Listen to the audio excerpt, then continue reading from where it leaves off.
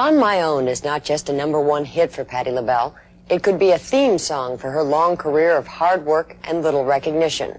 After 25 years and as many albums, the recognition part is changing. Hers is a story of raw talent and determination. Thanks to both, she is making it on her own.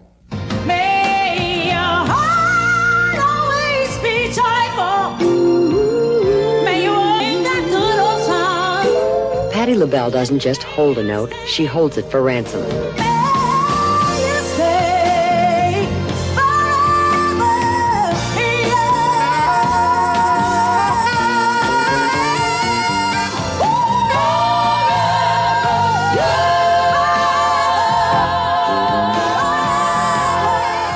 I love the fact that I had to come up the hard way. If it was given to me on a platter, I might be a real little witch right now with a capital B. It's been 10 long years, 10 long years. I've been trying to prove myself to you. And if you don't know me by now, LaBelle has the kind of talent that isn't easily categorized, so she struggled for most of her career under the second-class record company slot of rhythm and blues. A black female performer is always thought of as an R&B singer and an R&B singer only, and she's only thought of basically is to perform in black clubs, black theaters if there's such a thing, to perform for only black audiences, and to sing, as people call, black music. How do you feel about a system that's set up where you spend 20 years slotted as rhythm and blues? How do I feel about the system? I think the system sucks.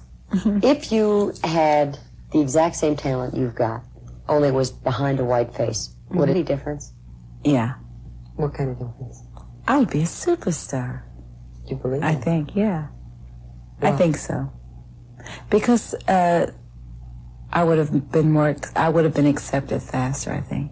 She never had that kind of image development, that image building, which goes hand in hand with a superstardom. Billboard magazine critic Nelson George, the record industry's authority on black musicians. The best singer doesn't always make the biggest star.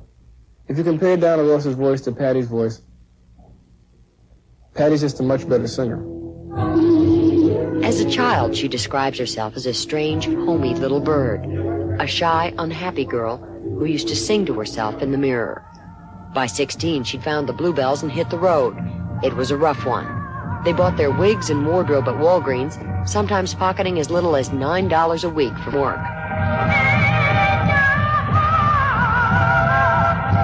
It was the 60s, a time in America when more than television was black and white. Patti LaBelle and the Bluebells would sing in places that wouldn't serve them.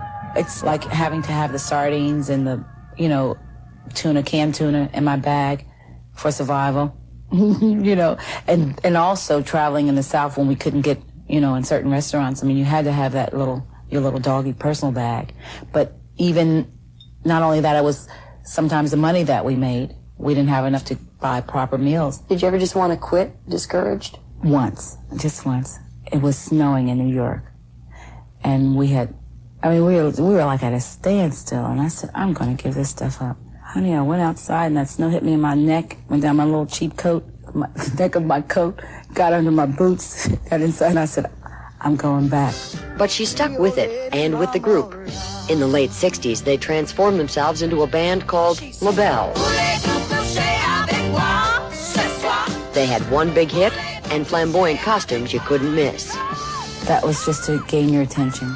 They didn't really know how to categorize us at the record company, so we had to do something for ourselves. So we said, well, we better get a gimmick. Her talent has almost worked against her to some degree, because she's so talented that people have tried to do all kinds of things with her.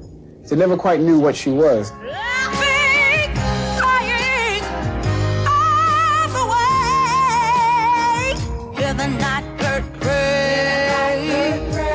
LaBelle might through a group if they'd been able to stay together, because a lot of things we see in music today, from Grace Jones to Madonna, to some degree, the outrageousness of what LaBelle was doing was ahead of its time.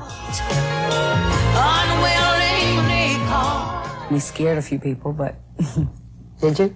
Yeah, a few, because after we did that, I mean, they really didn't know how to categorize us then. We scared ourselves out of a contract, I think.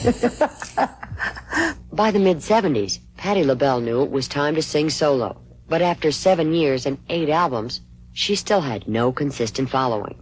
I can't always blame the promotion guy or the record company. It could have been my choice of material or the way I sang it. Maybe I wasn't pleasing that many people. I'll take some of the weight. She decided she needed more backup than just a band, so she opened a clothing store in her hometown of Philadelphia, putting her combination of grit and grace into business. You've been quoted as saying that you opened the store so that black women would have a place to shop without being followed by security guards. True. I do get tired of going to stores and people stopping me, not stopping me, but looking at me funny and, and ask me if I want to be helped before I want to be asked. Because they figure you're shoplifting? Yeah. When her big break finally came, it was not on a record, but in a movie. It was about pouring that whiskey, made that soldier lose his stride.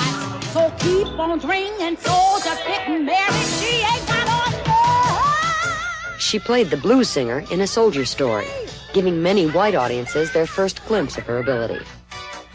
Next stop, a song for the film Beverly Hills Cop, her first recording to hit the stores, not being marketed as rhythm and blues. Know where I'm going and I know what to do. I tidied up my point of view. I got a new attitude. Her attitude wasn't new, but the attitude toward her was. After 24 years of trying, she was suddenly hot enough to host her own TV special. Older and wiser, Patti LaBelle took control over the show. You had your special. Did you incorporate people like Cyndi Lauper so that you wouldn't be slotted toward a black audience? Yeah. Everything on that show was deliberate. If you're lost, you can learn and you will find it. But time after time, I will be here. Is it still a necessity for a black vocalist in the 80s to drag in a white singer so that a white audience will watch? It is necessary. Sad, but it's true. But I didn't mind dragging. People say dragging because Cyndi, I love her voice. Now, to me, she's just a singer. She's not a white singer. And Patti LaBelle is no longer solely a black one. I don't want to break your camera. Her records are now sold to all audiences. I like the top. Yeah, I do too. She's produced and promoted with a first-class pop budget. And the record company's already spent more than $1 million putting out her latest album. The strange, homey little bird is now making her nest in the big time. Patti LaBelle is almost where she's always wanted to be. I want to become a household word where little babies, 2 months old, can say, Patti LaBelle. How will you know when you made it? I guess when people will just mob me. Hi, everybody. I want to be around people. I want people to come up and ask me for autographs. I want to be bothered. Is it frustrating to know that if you had a white face and the exact same talent, it would have happened? It's all right. It's all right. I really don't mind now. It's like Martin Luther King said, I've been to the mountaintop. I have. I just haven't gotten over the rainbow.